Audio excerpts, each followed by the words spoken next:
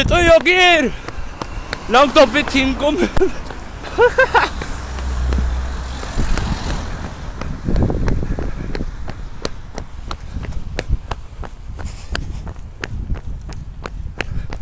Hva er det der nå? Brennevin!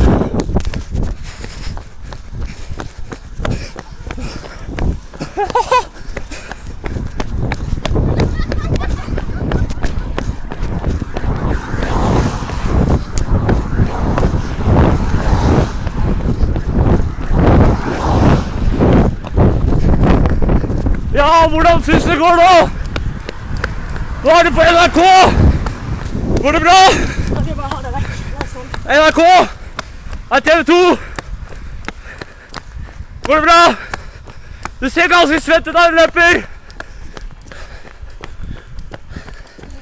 Fy faen, du har god kondis altså.